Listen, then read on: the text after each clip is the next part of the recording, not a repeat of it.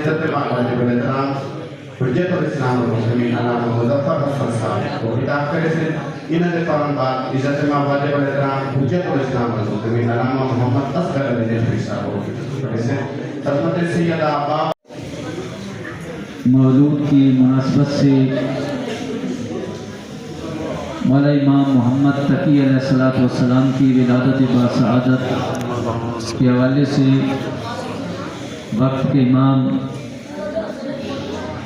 زمان عجل اللہ فرجہ الشریف اور اس کے بعد آپ جتنے مومنین جہاں پر تشریف فرما ہیں سب کو مبارکباد پیش کرتا ہوں اور خداوند عالم سے دعا گو ہیں کہ بحق چہارتا معصوم علیہ السلام جن مومنین نے جہاں پر آج کے اس امام کے ولادت باسعادت کے حوالے سے یہ جشن کا انعقاد کیا ہے خداوند عالم کی ذات ان تمام مومنین کی توفیقات خیر میں اضافہ فرمائے اور جنہوں نے نظر و نیاز کا اہتمام کیا ہے مالک کائنات اس عظیم امام کے صدقے میں ان کی یہ نیاز اپنی بارگاہ میں منظور و مقبول فرمائے اور بالخصوص اس مسجد کے متولی مرحوم بابا منظور حسین اللہ تعالیٰ ان کے درجات میں بلندی عطا فرمائے اور باقی جتنے کمیٹی والے احباب ہیں مار سمر صاحب خرم رضا خان صاحب اور جرار حیدر یا باقی دیگر جو ہیں اللہ تعالیٰ ان سب کی توفیقات خیر میں اضافہ فرمائے اور ان کے رزق میں برکت عطا فرمائے صلوات بر محمد وآل محمد اللہم صلی اللہ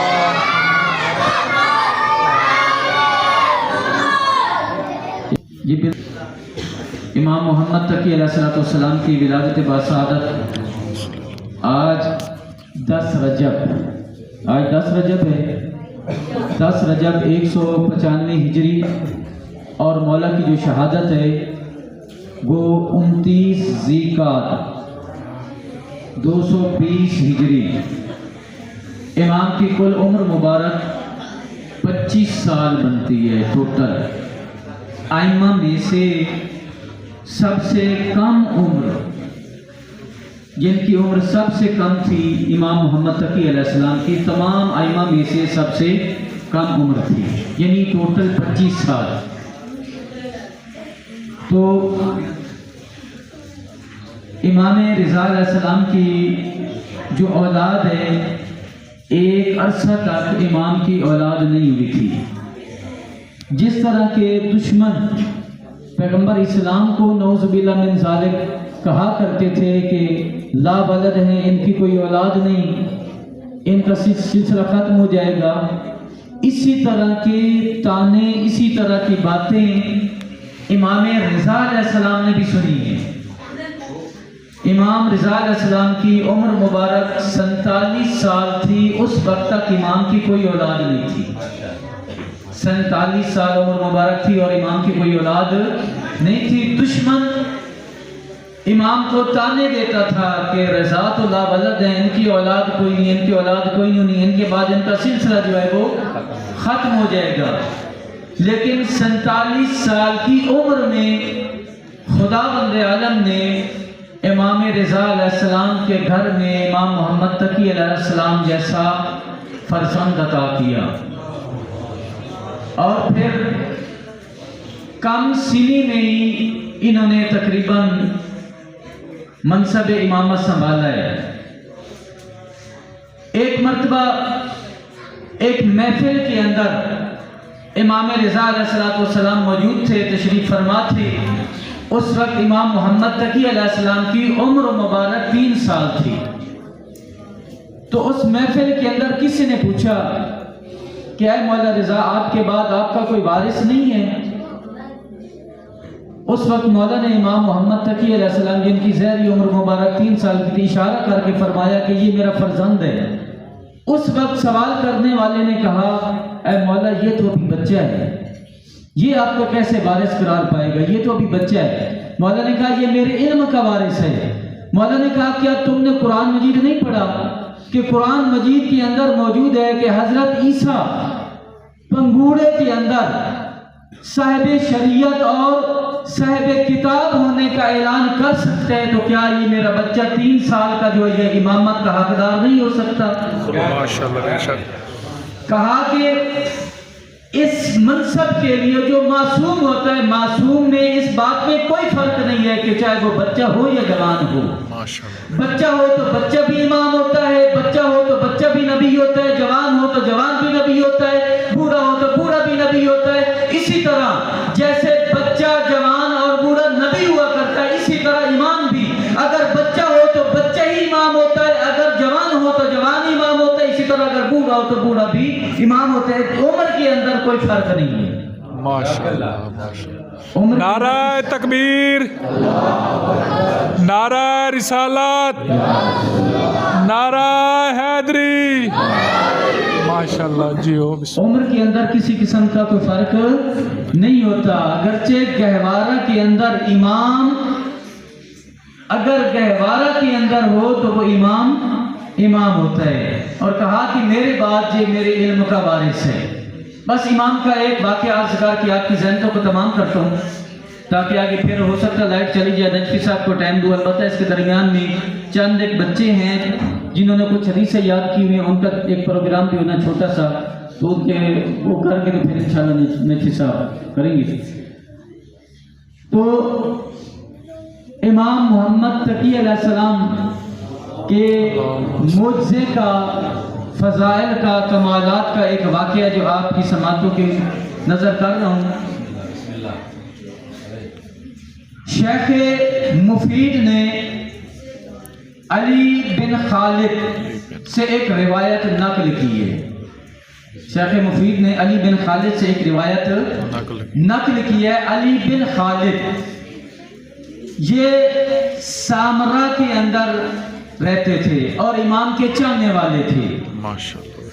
امام محمد تقی علیہ السلام کے، امام رضا علیہ السلام کے، امام محمد تقی علیہ السلام، امام علی نقی علیہ السلام ان کے چاہنے والے تھے. یہ واقعہ جو ہے یہ امام محمد تقی علیہ السلام کے دور کا ہے. انشاءاللہ توجہ کریں گے بچے، آرام سے بیٹھو، شاباش، باتیں نہیں کرنی، توجہ سے سنو. تو علی بن خالد کہتے ہیں کہ میں سامرا کے اندر تھا اور مجھے پتہ چلا کہ اس وقت کے جو بادشاہ موتس یا منتصر عباسی حکمران تھے. 2 نام الگ الگ کتابوں کے اندر موتس بھی لکھا ہے انہوں نے اور منتصر بھی لکھا ہے. عباسی حکمران تھا. شام سے ایک شخص کو گرفتار کر کے عراق لے آئے اور سامرا کے اندر اسے قید کر دیا. اس پر جو الزام تھا، الزام یہ تھا کہ اس نے نبوت کا دعویٰ کیا. جس شخص کو گرفتار کیا تھا، گرفتار شام سے کیا تھا، کہ اس نے نبوت کا دعویٰ کیا ہے، لہذا یہ جھوٹا ہے. شام سے گرفتار کر کے اس کو سامرا کے اندر انہوں نے زندان میں ڈال دیا. علی بن خالد کو پتہ چلا کہ شام سے کسی ایک ایسے شخص کو گرفتار کر کے لے آئے ہیں، ظاہراً جس پر الزام یہ ہے کہ اس نے نبوت کا دعویٰ کیا ہے. میں جاؤں تو صحیح پتہ تو کروں کہ یہ شخص کون ہے. ظاہراً جس کے دل میں اہل بیت کی محبت ہوتی ہے، اس کے دل کے اندر جو کیفیت ہوتی ہے، اس کے اندر جو خون ہوتا ہے وہ جوش مارتا ہے. کسی نہ کسی طریقے سے اگر کوئی اہل بیت کا ماننے والا مشکل میں ہو تو وہ کسی نہ کسی بہانے سے ضرور جاتا ہے. علی بن خالد جو ہیں انہوں نے کہا کہ میں جاتا ہوں، پتہ کرتا ہوں کون ایسا شخص ہے جس نے نبوت کا دعویٰ کیا، جس کو شام سے گرفتار کر کے یہاں پر لے اور زندان میں ڈالا ہے. یہ گئے، جو زندان کے پاسداران تھے یا دروگا تھے ان سے ملے اور ان کو کہا کہ وہ جو شخص جس کے بارے میں الزام یہ ہے کہ نبوت کا دعویٰ کیا ہے اور ان کو یہاں پر لے کر آئے ہو، میں ان سے ملاقات کرنا چاہتا ہوں، ملنا چاہتا ہوں. انہوں نے کہا ہے آپ کی ملاقات کرواتے ہیں. بہرحال جی امام اس علی بن خالد کو اس شخص کے پاس لے گئے جو زندان کے اندر تھا. اس نے سلام دعا کی. سلام دعا کرنے کے بعد بڑے تجسس کی نگاہ سے اس نے اس کو دیکھا. دل میں محسوس کیا یہ مجرم لگتا تو نہیں ہے جسے یہ गिरफ्तार करके शाम से ले आए हैं, ये मुजरिम लगता नहीं है। बहरहाल इसने उससे पूछा कि तेरे यहाँ पर जो तुझे गिरफ्तार करके ले आए हैं और सामरा के अंदर जिंदान में डाला है, तेरा माजरा क्या है, माजरा तो सुना। इसने कहा कि शाम के अंदर एक जगह है जिसे रासुल हुसैन कहते हैं। रासुल हुसैन वो जगह है कि जब ये शुहदा के सर शाम में ले जाए गए और जिस जगह पर इमाम हुसैन अलैहिस्सलाम का मुबारक सर रखा था ना, उस जगह को रासुल हुसैन कहते हैं। और वहां पर वो मस्जिद बनी हुई है, अब मस्जिद के अंदर वो मेहराब भी है। अब ये क्या करता था, ये जो शामी है ये उस जगह पर जाता था और पूरी रात इबादत अंजाम देता था। उस रासुल हुसैन जगह जिस पर मौला हुसैन का सर मुबारक रखा गया था, वहां पर ये हर रात जाता था और इबादत अंजाम देता था। अपनी आदत के मुताबिक, रूटीन के मुताबिक ये उसी रासुल हुसैन के पास इबादत कर रहा था। ये कहता है कि मैं जब इबादत कर रहा था ना, मेरे पास एक कोई शख्सियत आई और उन्होंने मुझे कहा कि तू उठ जा। कहता ज़ाहिरन एक शख्सियत थी, मेरे दिल पे असर हुआ, मैं खड़ा हो गया। जब मैं खड़ा हुआ तो उस शख्सियत ने मुझे कहा कि मेरे साथ चल। अब मैं उसके साथ चला, उस शख्सियत के साथ थोड़ा सा चला। चलने के बाद मुझे उसने कहा कि अपना एक मर्तबा आंखें बंद करके खोल लो। कहता मैंने आंखें बंद करके मैंने आंखें खोली तो उस शख्सियत ने कहा कि जिस जगह पर अब हम मौजूद हैं, क्या आप इस जगह को पहचानते हैं? कहा हाँ मैं पहचानता हूँ, ये तो कूफा है। मौला ने कहा कूफा की मतलब है कि उस शख्सियत ने पूछा उससे कि कूफा की कौन सी जगह है? कहते ये तो मस्जिद कूफा है। कहते शामी के उस शख्सियत ने भी मस्जिद कूफा में 2 रकात नमाज पढ़ी, मैंने भी उनके साथ 2 रकात नमाज पढ़ी। अब जब हमने नमाज पढ़ ली, दुआ मांगी, दुआ मांगने के बाद उस शख्सियत ने मुझे साथ लिया और थोड़ी देर बाहर चले। हम मस्जिद से बाहर निकल गए। बाहर निकलने के बाद थोड़ी देर बाद चले तो फिर मुझे उस शख्सियत ने कहा कि अपनी आंखें बंद करे और बंद करके खोल ले। कहता मैंने आंखें बंद की, बंद करने के बाद मैंने दोबारा खोली तो मुझसे उस शख्सियत ने पूछा बताएं किस जगह पर है? तो कहते मैंने कहा हम तो मदीना तो रसूल में है, मस्जिद नबी में है। उस वक्त उस शख्सियत ने रसूलुल्लाह को सलाम किया। सलाम करने के बाद मस्जिद नबी के अंदर 2 रकात नमाज पढ़ी। कहता मैंने भी रसूलुल्लाह को सलाम किया, जैसे जैसे वो करते जा रहे थे मैं भी उसी तरह करता जा रहा था। अब मैंने भी सलाम किया। सलाम करने के बाद हमने 2 रकात नमाज पढ़ी। वो शख्सियत मुझे मस्जिद से बाहर लेकर आई। अब चंद कदम चले थे तो उसी तरह कहा कि आंखें बंद करो और आंखें बंद करके खोल दो। मैंने आंखें बंद करके खोली तो मुझसे शख्सियत ने पूछा कि हाँ बता आप किस जगह पर है? तो मैंने कहा हम तो बैतुल्लाह में, मक्का मुकर्रमा में। उस वक्त उस शख्सियत ने भी तवाफ किया। कहते मैंने भी उनके साथ तवाफ किया। तवाफ करने के बाद फिर हमने 2 रकात नमाज पढ़ी। 2 रकात नमाज पढ़ने के बाद कहते हैं फिर हम बैतुल्लाह से निकल आए। बैतुल्लाह से निकलने के बाद चंद कदम चले थे तो फिर माजरा वही हुआ कि मुझे कहा कि आंखें बंद कर लें और बंद करने के बाद खोल लें। मैंने खोली तो देखा वही जगह जो रासुल हुसैन शाम के अंदर थी जहां पर मैं इबादत करता था, मैं उसी जगह पर था। अब मैं जब वहां पर पहुंचा उसके बाद वो शख्सियत गायब हो गई।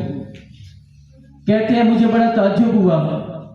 साल गुजर गया। साल बाद जब यही तारीख आई तो इसी तारीख पर फिर वही सारा माजरा जो मैं पहले देख चुका था, फिर उसी तरह उसी शख्सियत वही आई। उसने सारा दोहराया। मुझे मस्जिद नबी में यानी ख्वाब में मस्जिद नबी में ले गए, मक्का मुकरमा ले गए और मस्जिद कूफा में ले गए और फिर वापस शाम में छोड़ दिया।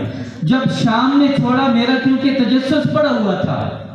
अब जब शाम पहुंचा ना तो क्योंकि पहले ये वाक़या मेरे साथ हो चुका था, अब मेरे ज़हन में ये था कि मैंने इस शख्सियत ने पूछना है कि बता आप कौन हैं। कहते अभी वो गायब नहीं हुए थे, अभी गए नहीं थे, मुझसे जुदा नहीं हुए थे। मैंने उनका दामन पकड़ा और दामन पकड़कर मैंने कहा कि उस खुदा की कसम کہ جس خالق نے تجھے یہ طاقت اور قوت عطا کی ہے، بتا آپ کون ہیں؟ بتا آپ کون ہیں؟ تو کہتے ہیں اس وقت انہوں نے کہا کہ میں محمد تقی ہوں، اللہ ماشاء اللہ، واہ، میں محمد تقی ہوں۔ تقی ہوں۔ اور یہ واقعہ میں نے ایک شخص کو بیان کیا۔ اب یہ واقعہ جب میں نے ایک شخص کو بیان کیا تو یہ واقعہ چلتا چلتا جیسے آگے لوگ بتاتے یہ واقعہ بادشاہ کے وزیر محمد بن عبد الملک تک پہنچ گیا۔ اس وقت کا جو عباسی حاکم تھا اس کا وزیر محمد بن عبد الملک اس تک پہنچ گیا، کہا کہ یہ تو ایسا شخص ہے کہ جس نے نبوت کا دعویٰ کیا، یہ علامات تو انبیاء کی ہوتی ہیں، یہ تو علامات اولیاء خدا کی ہوتی ہیں، تو یہ کون سا ولی خدا ہے جو شام کے اندر رہتا ہے؟ بہرحال ان کو گرفتار کر لیا، گرفتار کر کے سامرا کے اندر زندان میں ڈال دیا گیا۔ کہتا ہے یہ میرا سارا واقعہ ہے جو اس نے علی بن خالد کو سنایا، کہا یہ واقعہ ہے۔ کہا کہ مجھے تو پہلے ہی اہل علم لگتا تھا، تیری فراست، تیرا علم، اس سے مجھے لگتا تھا کہ تو اہل بیت کا چاہنے والا ہے۔ اگر تیری یہ خواہش ہو تو میں خط لکھتا ہوں محمد بن عبد الملک کو، اور تیرا سارا جو حقیقی واقعہ وہ ان کو سناتا ہوں، اور ہو سکتا ہے تیری رہائی ہو جائے۔ وہ جو زندان کے اندر شخص تھا نا، جو اہل بیت کا چاہنے والا تھا، اس نے کہا ٹھیک ہے، اگر رہائی ہو سکتی ہے تو ٹھیک ہے، آپ خط لکھیں۔ بہرحال جی علی بن خالد نے خط لکھا محمد بن عبد الملک جو اس وقت کے عباسی حکمران کے وزیر تھے، ان کو لکھا اور سارا ان کا واقعہ سنایا کہ یہ نبوت کا دعوے دار نہیں ہے، یہ اہل بیت کا چاہنے والا ہے، اور یہ خواب کے اندر سارے امام ایک ہمارے امام ہیں، انہوں نے ان کو یہ زیارات کروائی ہیں، ان کا اپنا ذاتی کوئی کمال نہیں ہے، ان کا کمال یہ ہے کہ یہ حقیقی شیعہ نے اہل بیت میں سے تھے، ماشاءاللہ، کہ یہ مولا نے سارا ان کو زیارتیں کروائی۔ انہوں نے خط لکھا، خط لکھنے کے بعد وہ محمد بن عبد الملک کے پاس خط پہنچا، اس نے سارا پڑھا، پڑھنے کے بعد پشت پہ لکھا کہ جس محمد تقی نے ان کو ساری زیارات کروائی ہیں، یہ ان کو کہے کہ زندان سے بھی نکال کے لے جائے، واہ ماشاءاللہ، میں اس کو رہا نہیں کروں گا۔ اس کے اوپر الزام ہے کہ اس نے نبوت کا دعویٰ کیا ہے۔ اگر آپ لوگوں کا اتنا ایمان ہے، اگر آپ لوگوں کا اتنا اعتقاد ہے کہ وہ ساری، اگر آپ کا امام حجت خدا اگر ان کو ساری زیارات کروا سکتا ہے تو وہ زندان سے نہیں نکال سکتا، ان کو کہو زندان سے نکال جائے۔ بہرحال جی ان کو وہ لیٹر ملا، لیٹر کی پشت پہ تھا، اس نے پڑھا، وہ جواب اس کا وزیر کا، تو بڑا مایوس ہوا، کہا مجھے تو بڑی توقع تھی کہ شاید یہ رہائی کا پروانہ لکھ دے گا، لیکن اب شرمسار تھا کہ میں کیسے جاؤں زندان کے اندر، اس شامی کو جو اہل بیت کا ماننے والا ہے، اہل بیت کا چاہنے والا ہے، امام محمد تقی علیہ السلام کا چاہنے والا ہے، کیسے میں بتاؤں کہ میں نے تو اسے یہ کہا تھا کہ تجھے رہائی کا پروانہ لے کر دیتا ہوں، لیکن آگے جواب مایوسی میں ملا ہے۔ یہ ایک دن کوئی نہ گیا، اگلے دن یہ گیا، اس نے کہا میں جاتا ہوں زندان کے اندر، اسے صبر کی تلقین بھی کرتا ہوں، تسلی بھی دیتا ہوں، تشفی بھی دیتا ہوں۔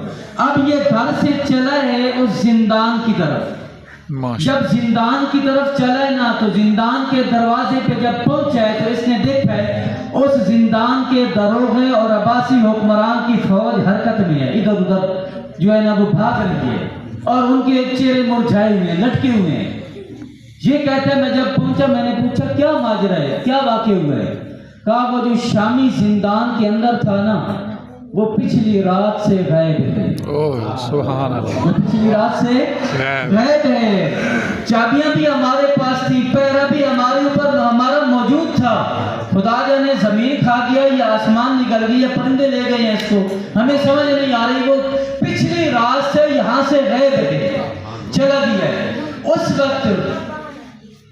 اس وقت علی بن خالد کے مسکرایا اور مسکرا کے کہتا ہے کہ تمہارے بادشاہ نے اپنے فخر اور غرور میں کہا تھا کہ جس شامی کو، جس امام محمد تقی अली ने इनको इतनी सैर करवाई है कि अब वो जिंदान से नहीं लेकर जा सकता। मेरा ये एतकाद है कि मेरे मौला ने, मेरे आका ने तुम्हारे गरूर को खत्म करने के लिए और तुम्हारे घमंड को तोड़ने के लिए मेरे मौला ने उस अपने मवाली को जिंदान से निकाला,